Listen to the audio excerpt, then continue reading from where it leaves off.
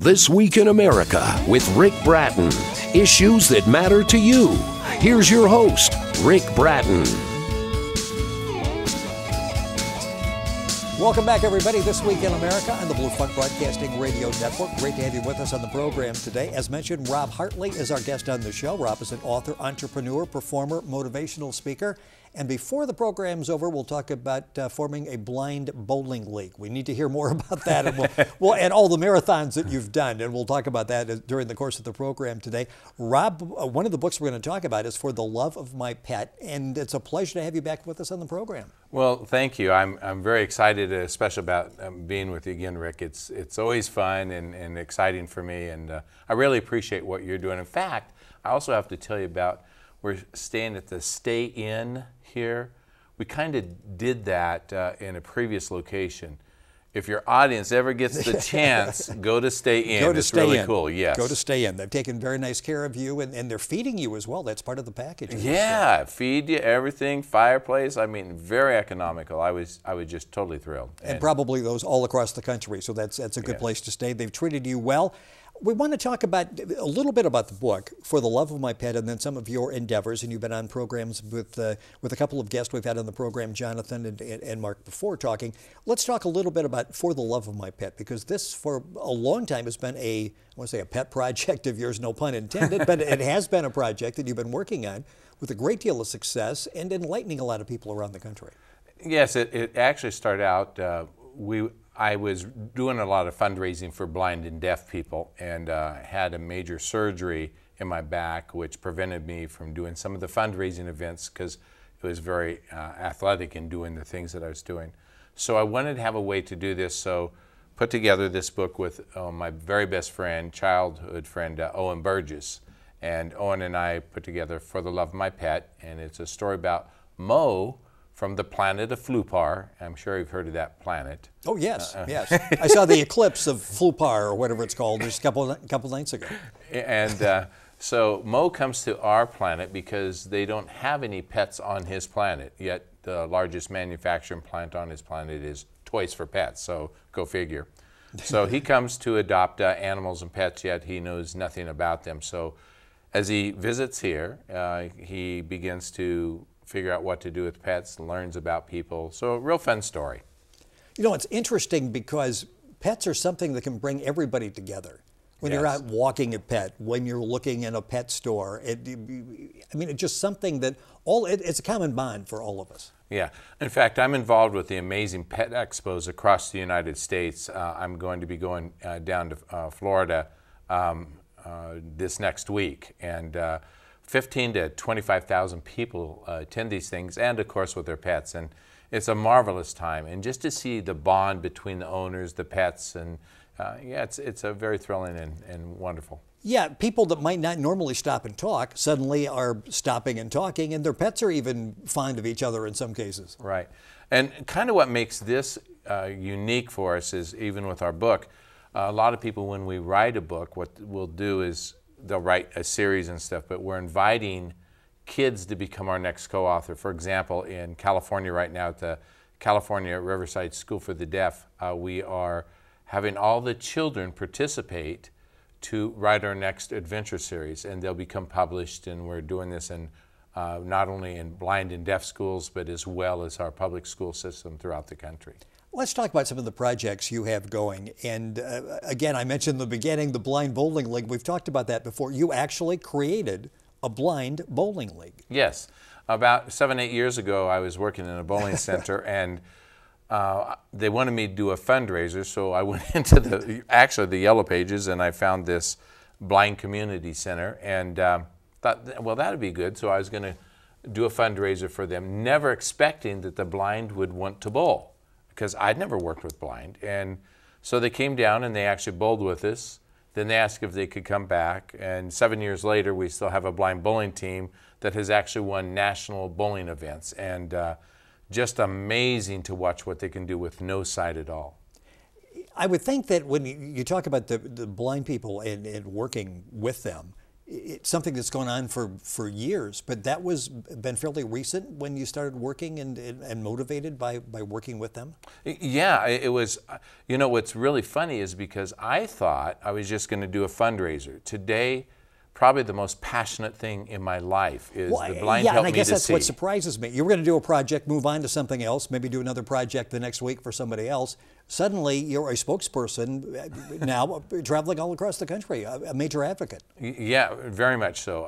Lions International, I've become a member of them because their motto is "We serve," and they're the ambassadors for the blind and deaf, and they've given me tons of opportunity to speak, and just to see what they do throughout the world for the blind and deaf community is awesome. And I would really encourage any of your guests go up and check out Lions International because it's just really, really a great organization.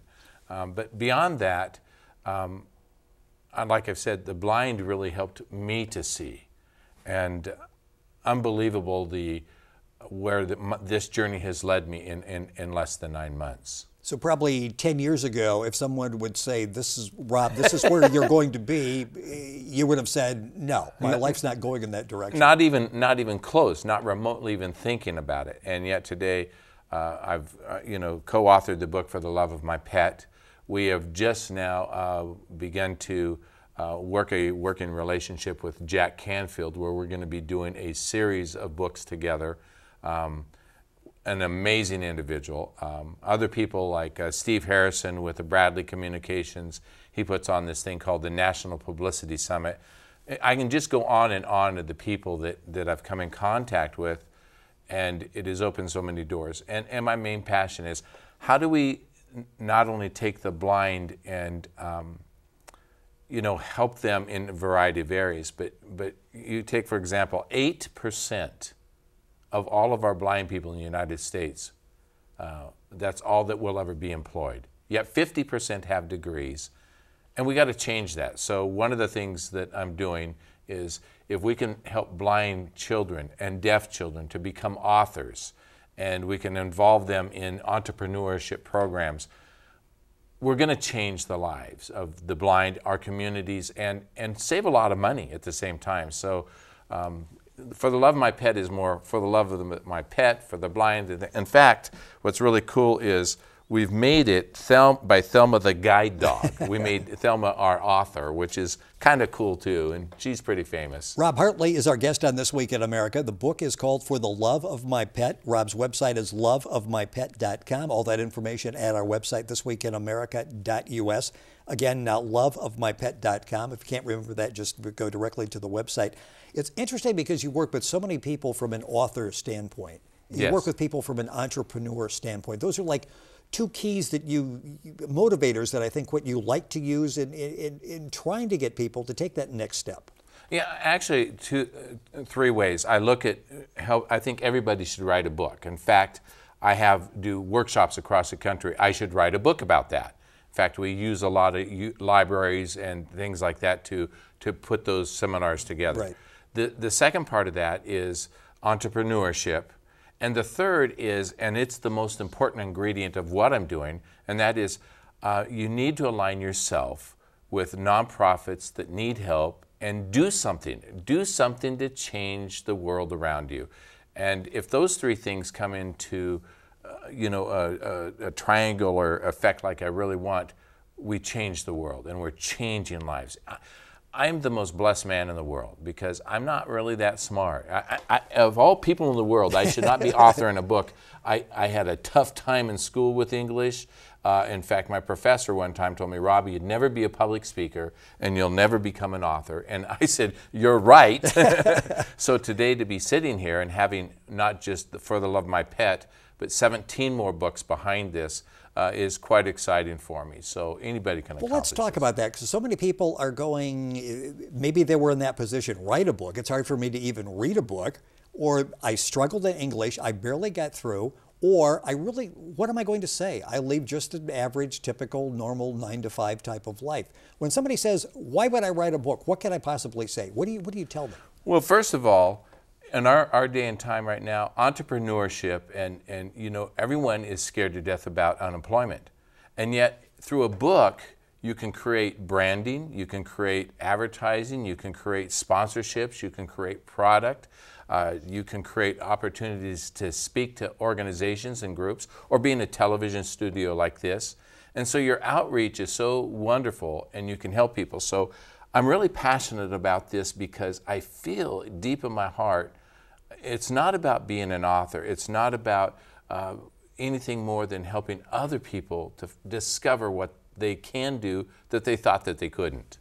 When they see the finished product, when they go, okay, I'm going to try this, and you guide them through the process. Yes. And they're done, and they actually are holding a book in their hands, a book that they created. What's that like for them? And for you, because you're the one that inspired this.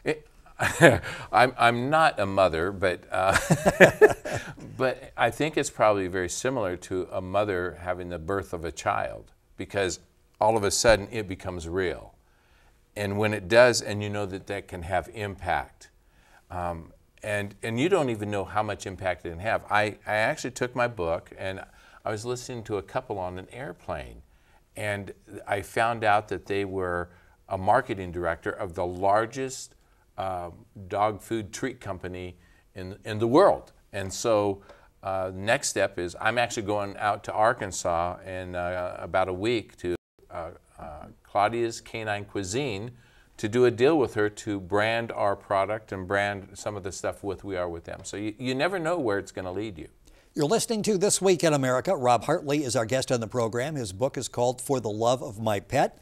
His website is loveofmypet.com. Our website is thisweekinamerica.us. You can log on and link on to get all that information as well. In talking about entrepreneurship, again, when you mention that, a lot of people think, wow, it's going to take $10,000, $20,000 to get started. I've got to buy a franchise. I have to do this. I have to do that. And I think if I hear what you're saying is you can be very creative, be an entrepreneur, not have anything in terms of large, you don't have to get a second mortgage on the house to go to find something to do. And it's probably a talent you've already got. Right. And even people that don't, everybody's got a story. Everybody has a story. And you can tweak it a little bit, you can add some fantasy to it, and you can adjust that. But the other thing that I found is that for myself, I love doing these workshops. I should write a book about that. And the reason being is we take them where they're at, whether they're published or not published, and we start leading them into the right direction. And then because some of the people I've met, like Steve Harrison, who does the National Publicity Summit, and also Jack Canfield, who I've mentioned, author of Chicken Soup for the Soul series. Right. These individuals take it up to the next level. And really, you're changing people's lives. And when you see someone that, for example, 9 months ago, this book didn't exist. And yet now, the book exists, we're beginning to move. I'm doing a national tour. I'm in a different state every 2 weeks for the next 2 years with the amazing pet expos and multiple programs throughout the country. And I'm sure the sequel is already working in your mind? Yes, and we're going to have, it's not just us doing the sequel, but we're allowing kids throughout the United States to help write our next adventure. They become published, we teach them the entrepreneurship, and what better way to encourage literacy, writing, and we have, actually we're working on a 2-week curriculum that teachers can use to enhance, make sense out of why a kid's writing a report. I was going to say, with this whole multimedia world we live in now, so many opportunities, the book is just like the jump-off point. Yes, it's the beginning, not the end result. And I actually think at the end result, not only will we be working with kids, I was at a college in Oregon recently, and I'm getting ready to work with them where 46,000 young people online will be involved in doing some processes of what we're doing with our book. So it's never ending. And for me, it all ends up in the bottom line. Who are organizations that we can help? How can we reach out to the blind and the deaf and the autistic and Special Olympics and prisoners and people that, you know, right now that are unemployed? You know, you don't have to be that smart to do this. I'm your greatest testimony here. Exhibit A. And my father would be raising his hand. He's right. For information on all that Rob does, and again, you've got the books, you've got seminars, you can come to town and do all of that. Information available at his website, loveofmypet.com. Rob Hartley has been our guest on the program. Got about a minute left. If you're watching the TV version of this, there's another dummy sitting besides myself sitting at the table. When you bring him, now you're a ventriloquist on top of everything else. Oh as yeah, well? I love puppetry when I was a kid. So, hey Grumps, how you doing? Yeah, I'm doing pretty good. You are. Look at that. What? It's my brother. Your brother? Yeah. He's not as cute though.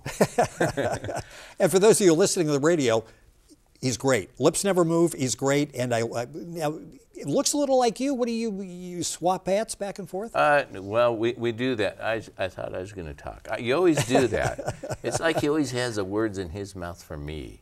And I'm looking right at him, too. That's a little scary. That I'm ignoring you, and I'm looking at your friend here. And I thought I was the dummy. Watch it.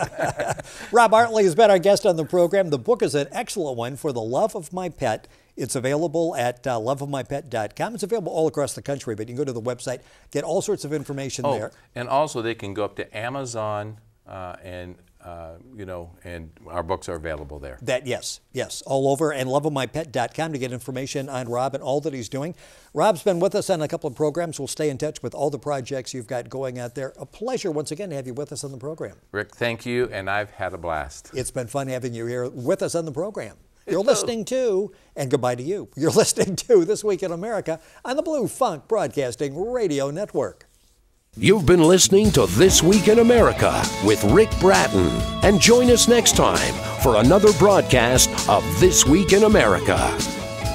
This Week in America is online. You can visit our website, thisweekinamerica.us. Scott Pinkerton, associate producer of This Week in America. Jay Anderson, segment producer. Ben Watson, webmaster. Otto Bechet, director of engineering and TV production. This Week in America produced and is a trademark of Blue Funk Broadcasting, LLC, and nationally syndicated by Syndication Networks Corporation. For information on all of our guests and to listen to this week's show, our website again at thisweekinamerica.us. And I'm Sean Bratton, executive producer of This Week in America.